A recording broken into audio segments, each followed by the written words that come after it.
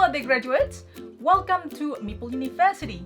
Today's lecture is for Dice Hospital board game. Game about treating patients in our expanding hospital rooms with nurses, specialists, so the patients can be discharged to earn points. We are going to take you through brief overview first, then we'll give you our initial thought on the game coming up.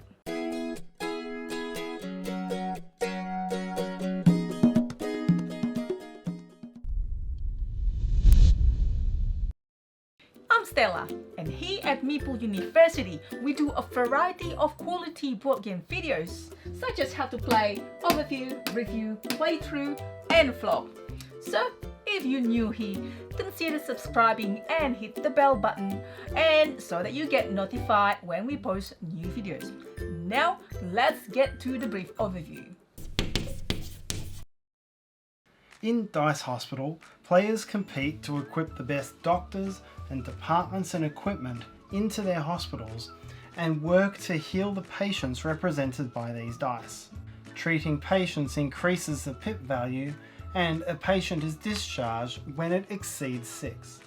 Each round begins with a double draft.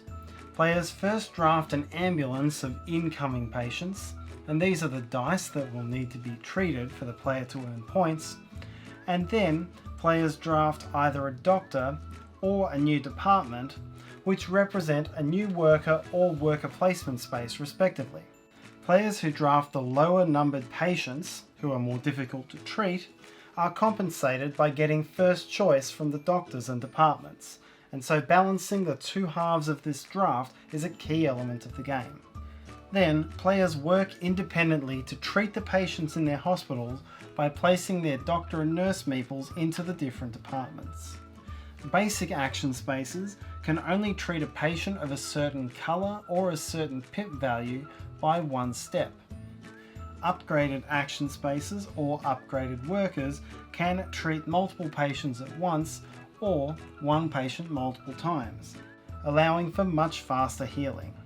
Each worker may be placed only once per round, and each action space may be used only once per round. And any dice that receive no treatment in a round deteriorate one step before the next round. At the end of each round, players score an escalating number of points based on the number of patients discharged in that round. And so a key part of the puzzle in Dice Hospital is not necessarily in treating patients quickly, but in timing the treatments to achieve maximum simultaneous discharges. The game plays over 8 rounds, and the player with the highest score wins. We hope that the brief overview gives you some overall idea on how the game plays. Now, on to our review of Dice Hospital, game by Alley Cat Games. Theme of the game, I think in most part, really suits the game. Patients come as a form of dice, having to wait to be treated. Then we need to allocate them to certain rooms and nurses and specialists to be treated. The specialists' cards are suited to the power that they have. For example, a GP's speciality is to treat additional dice between the range of 4 to 6. So they can treat patients that are not too sick. Another one is paramedic speciality, is to treat another patient that is pretty sick or in critical. So dice range of 1 to 3, the dice that are almost dying. What I would probably like to see more, just maybe, if the patients come with certain sickness perhaps, rather than just the dice color, to get more into the theme, but that's not really super important. The artwork is great on the hospital rooms.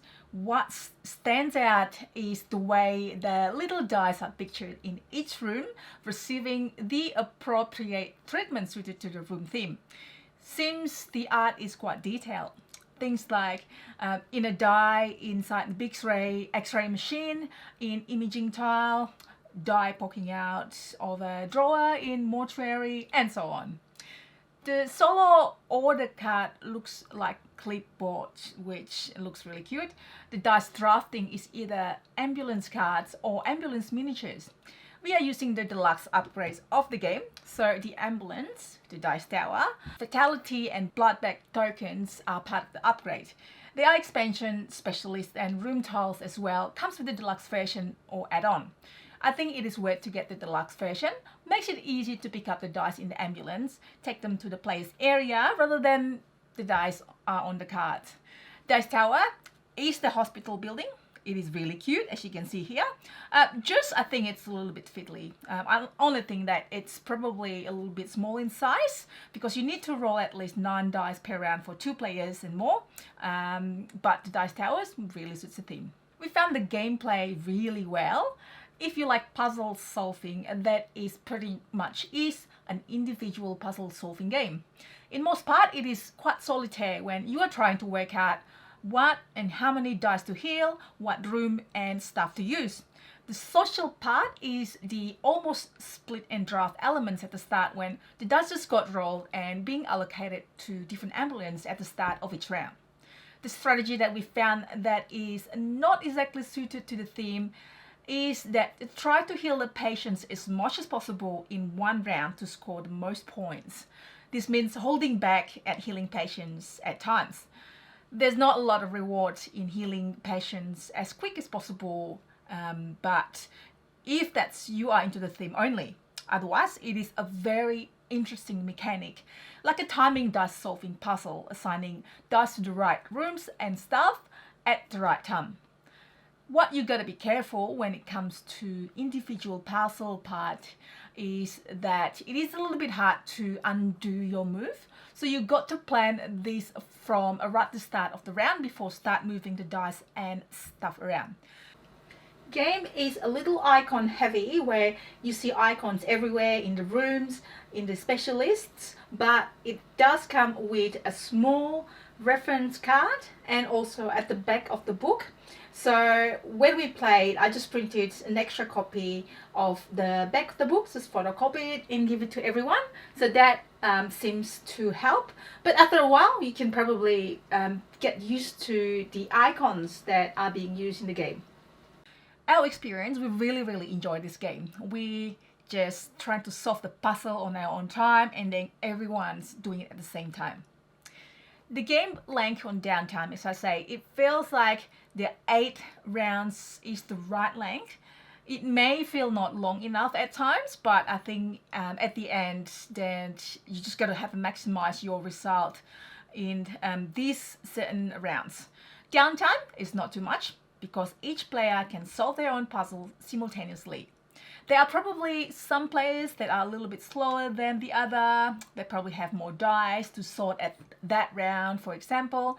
But in overall, it isn't that much waiting time because everyone's doing it at the same time. With the different room tiles, specialists, it all made the game replayable in that way. There are additional event cards that you can play to give more variety too. I do think somehow someone may probably discover a combination to get the most efficient way to get the points. Not sure, because we certainly have not discovered that yet.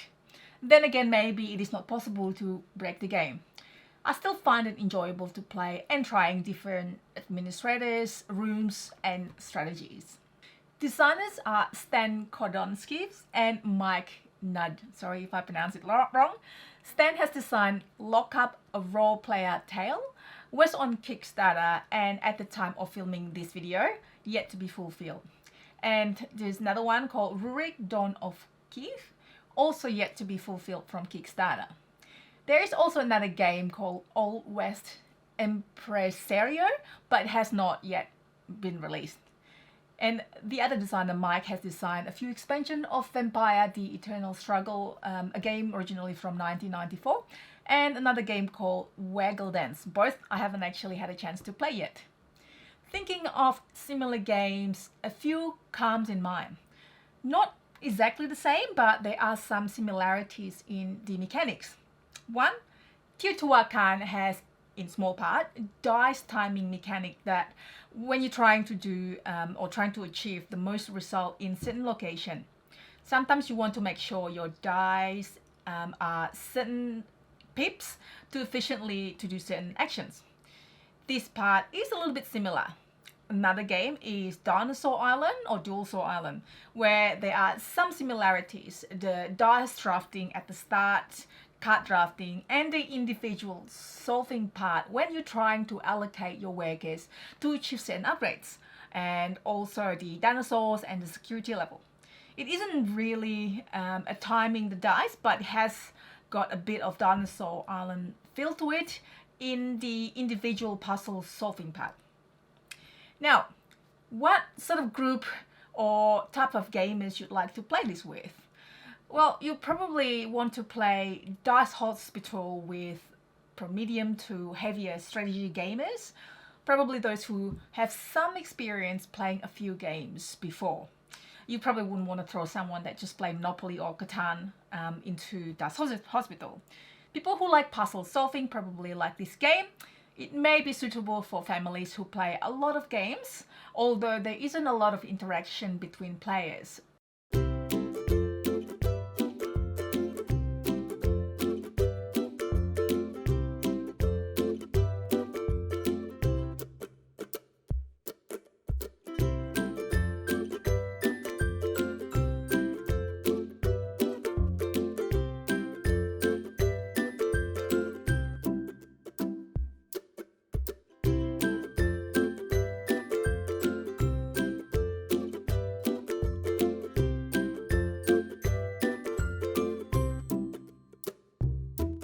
That's our assessment of Dice Hospital.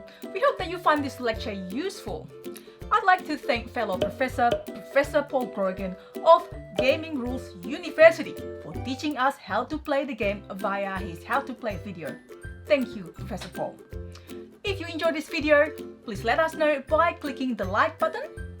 Write your questions or feedback in the comment sections below. You can also join our Facebook group, Meeple University Community, to share your love for board games. And if you'd like to be one of the first ones to be notified of our new videos, please consider subscribing to our channel and hit the bell button so you get notified of our new videos. Dice Hospital board game, pass with honor.